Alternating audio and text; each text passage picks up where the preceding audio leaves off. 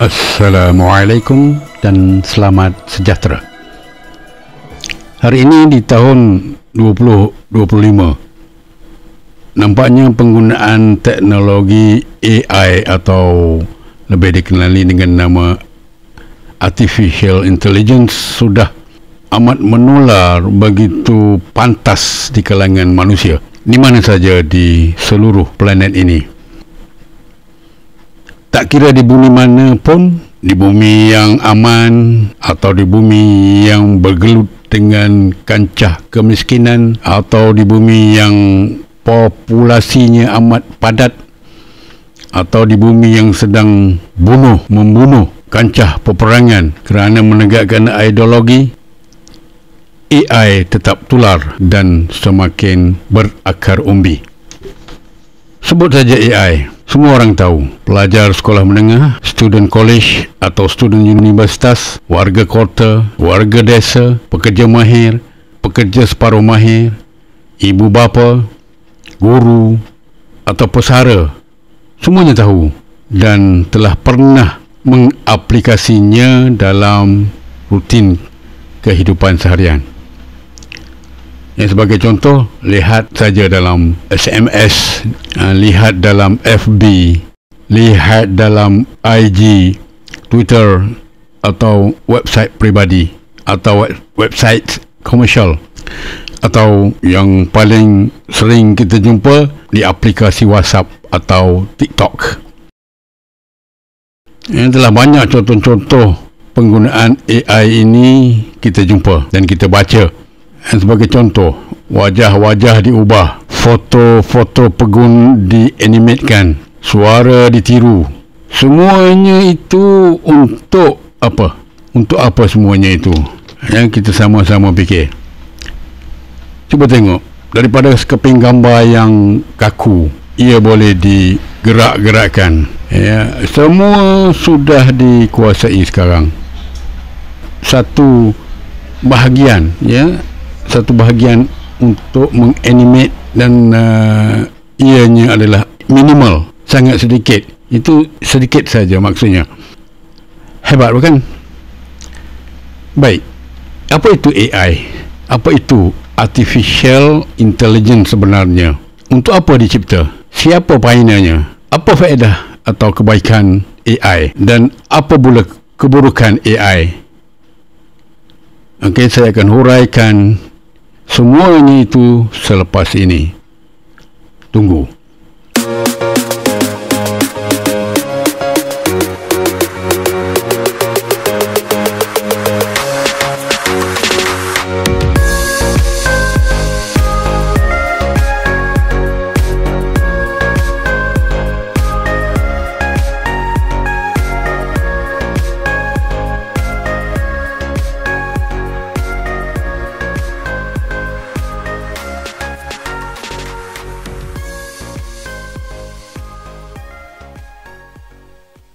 Baik, kembali kepada topik kita hari ini. Seperti yang dijanjikan tadi, kita nak tahu apa itu AI.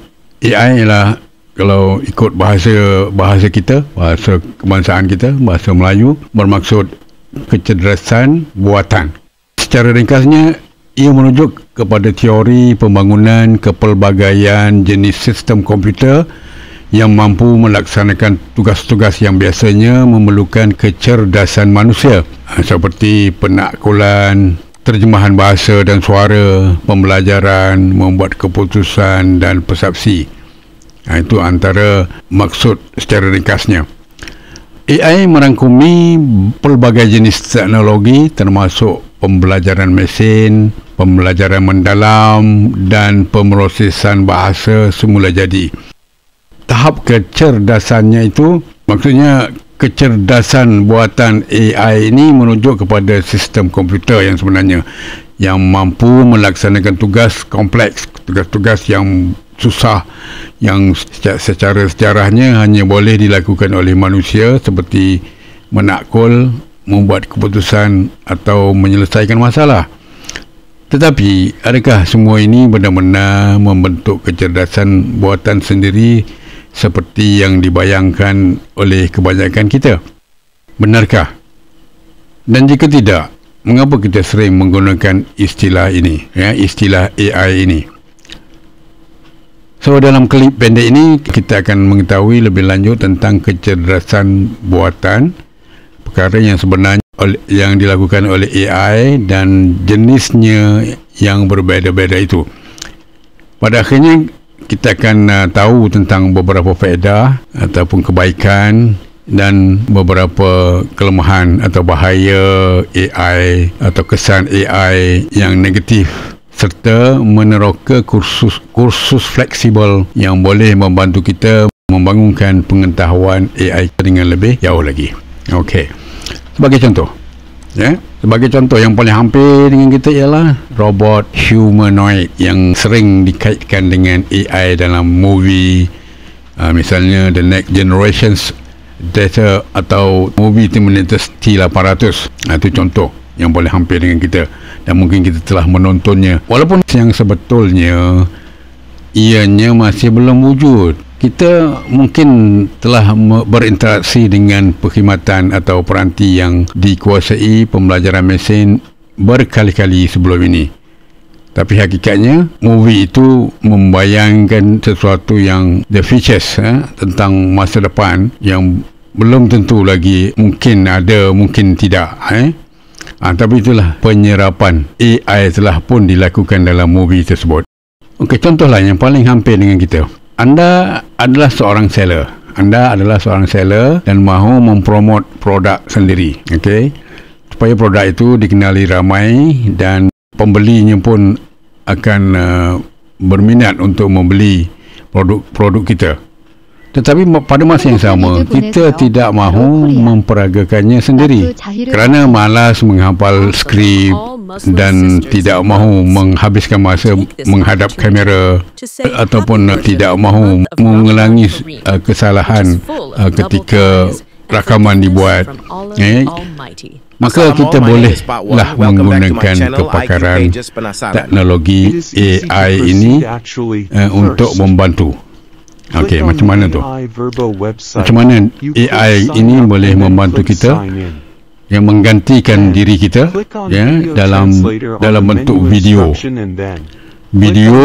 yang sama ada kita menggunakan gambar kita sendiri atau foto kita sendiri, ataupun kita boleh menggunakan avatar yang disediakan oleh website tersebut. Generata ngaging AI video ini. Okay, yang pertama, kita boleh gunakan teknologi AI Chat GPT di komputer untuk membina skrip untuk kita.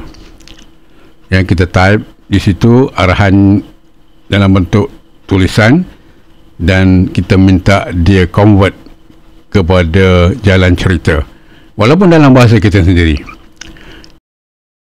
Kita boleh arahkan Chat GPT ini tukarkan bahasa ibunda kita ke dalam bahasa Inggeris, Lepas tu kita copy dan kita paste dan kita arahkan ratusan program AI yang wujud hari ini seperti Wondershare, Verbo, Imagine Art, AI Tools, AI Runway, Lab Tools for Human Imagination, Wondershare, AI Lab, The Perfect AI Tools, Hygiene, AI Spokesperson, Video Creator, Gencraft. What will you create? Leonardo AI dan banyak lagi. Ini yang saya sebutkan ni sekadar beberapa contoh yang paling hampir dan paling ramai antara kita yang menggunakannya. Jadi program-program tersebut dicipta khas untuk membantu menukarkan karakter tetapi dalam bentuk imajinasi. Okey. Jadi kita arahkan atau program yang kita pilih tadi untuk membina karakter dan avatar mewakili diri kita, dan kita minta teknologi ini membuatkan lakonan hidup seolah-olah ianya diri kita sendiri, seolah kita itu berada di hadapan kamera. Okey, kita masukkan suara dialog yang kita buat dekat AI Chat GPT tadi. Okey, dan kita generate, lepas tu kita kita akan tengok hasilnya memang benar-benar seperti kita sedang mempromot produk yang kita ada itu. Bagus kan? Memang menarik. Nah, itu secara ringkas untuk memudahkan kita memahami keberadaan AI di dalam kehidupan manusia hari ini. Okey, menggantikan manusia itu sendiri. Okey, sekarang kita tengok apa dia kekuatan dan kelemahan dalam AI ini. AI yang kuat pada asasnya ialah AI yang mampu memanipulasikan kecerdasan manusia. Arti kata lain, ini hanyalah cara lain untuk menyebut kecerdasan umum buatan. Itu istilah dia. Manakala kelemahan AI ialah seperti merujuk kepada penggunaan sempit teknologi AI yang tersedia secara meluas, seperti pembelajaran mesin atau pembelajaran mendalam untuk melaksanakan tugas-tugas khusus seperti bermain catur, mengesyorkan lagu atau mengemudikan kereta. Juga dikenali sebagai Artificial Narrow Intelligence atau ANI. Tetapi hakikatnya AI yang lemah inilah, pada masa inilah level kita, kerana kita menggunakan jenis AI yang paling lemah sekarang setiap hari. Baik, okey. Berikut ini antara faedah dan kebaikan AI. Okey, yang pertama, ketepatan yang lebih maksimal untuk tugas berulang, seperti memasang kenderaan atau komputer. Itu kebaikan yang pertama. Yang kedua, kos operasi menurun kerana kecekapan mesin yang lebih berdaya tinggi daripada keupayaan manusia. Okey. Yang ketiga, peningkatan kendiri dalam perkhidmatan dan produk digital. Kebaikan yang keempat, membuat keputusan yang lebih baik dalam situasi tertentu. Yang kelima, keupayaan untuk menjana kandungan baharu dengan cepat, pantas, selesa, menjimatkan masa seperti teks atau image, dan banyak lagi kebaikan AI ini. Baik, sekarang kita tengok kesan, keburukan dan bahaya AI. Yang pertama, manusia sudah tentu akan hilang atau tiada pekerjaan kerana peningkatan automasi dan kecanggihan AI telah diambil oleh mesin. Itu yang pertama. Okey, kebahayaan yang kedua, potensi berat sebelah atau diskriminasi akibat setting data di mana AI dilatih. Itu satu keburukan, ya. Yang ketiga, kemungkinan kebimbangan keselamatan cyber. Okey, yang keempat, kurang ketelusan tentang cara keputusan yang dicapai, menyebabkan penyelesaian yang kurang optimum. Keburukan yang kelima, berpotensi untuk mencipta maklumat yang salah. Sering kita dah dengar, bukan? Maklumat yang salah. Contohnya di akhbar tempatan tentang pelantikan VIP tertentu untuk jawatan-jawatan tertentu. Ya, kerana kesilapan mesin AI telah menyebabkan fakta yang ditulis itu salah. Sebenarnya benda itu tidak pun berlaku. Itu antara contoh. Serta melanggar undang-undang dan peraturan secara tidak sengaja. Ini pun bermasalah bagi kita nanti didakwa di bawah akta penerbitan dan sebagainya. Dan ada banyak lagi lah kelemahan-kelemahan yang lain yang mungkin tuan-tuan boleh tambah di ruangan komentar di bawah sana. Okey, saya rasa itu saja yang saya dapat kongsi, yang dapat saya celotehkan di sini. Sedikit sebanyaklah apa yang saya faham tentang AI ini. Mudah-mudahan mendapat maklumat yang baik, yang banyak, dan ribuan terima kasih kerana menonton klip video ini. Dan terima kasih kepada semualah yang telah menyokong channel saya sehingga saya boleh berada di tahap ini sekarang.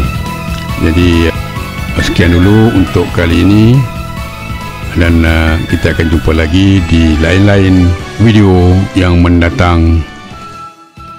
Wassalam. Kita jumpa lagi.